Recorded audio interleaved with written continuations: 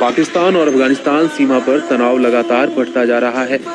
तालिबान की अगुवाई वाली अफगानिस्तानी फौज ने पाक सरहद पर कई चौकियों को अपने कब्जे में ले लिया है।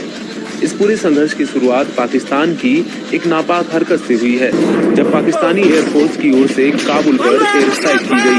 इस नापाक हरकत का पलटवार करते हुए अफगान आर्मी ने पाक फौज को निशाने पर लेते हुए मोर्चा खोल दिया।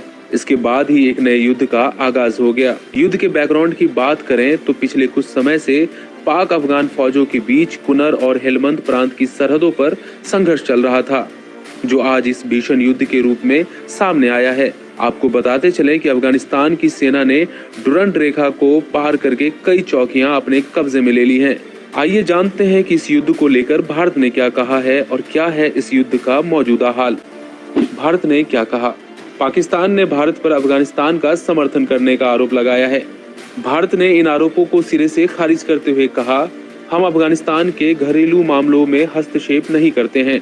अफगानिस्तान पर हमले के पीछे की वजह बताते हुए पाकिस्तानी सेना ने कहा, पाकिस्तान के खिलाफ अफगानिस्तान में कई बेस बनाए जा रहे हैं, जिसके सबूत भी हमें मिले हैं।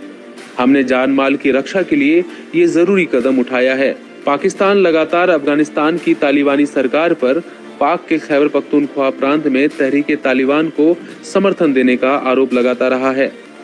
तहरीके तालिबान और पाक फौज के बीच लंबे समय से वहां संघर्ष चल रहा है। क्या है मौजूदा हाल? अफगानिस्तान और पाकिस्तान में देर रात युद्ध विराम हो गया, लेकिन इसके बाद भी पाकिस्तान ने अफगानिस्तान को मुंहतोड़ जवाब देने की धमकी दी है। अफगानिस्तान की सेना ने दावा किया है कि उन्होंने 58 पाकिस्तानी जवानों को ढेर कर दिया और 25 पाक चौकियों पर कब्जा कर लिया। वहीं पाकिस्तान ने दावे को झुटलाते हुए कहा है कि उसके केवल 23 सैनिकों की मौत हुई है और जवाबी हमले में उसने 200 तालिबानी लड़ाकों को ढेर कर दिया है। कतर, सऊदी अरब, ईरान ने पाक अफगान संघर्ष विराम का स्वागत किया है। वहीं अमेरिकी राष्ट्रपति ट्रंप ने भी पाक अफगान युद्ध पर अपनी प्रतिक्रिया दी है। उन्होंने कहा है कि मैं युद्ध रुकवा रहा हूं क्योंकि मैं युद्ध सुलझाने में माहिर हूं। ट्रंप के बयान के बाद अब देखने वाली बात यह है कि ये युद्ध विराम कितना प्रभावी रहता है या फिर से युद्ध की चिंगारी सुलगेगी। इन सारे सवालों का जवाब हमें आने वाले दिनों में जल्द ही मिल जाएंगे।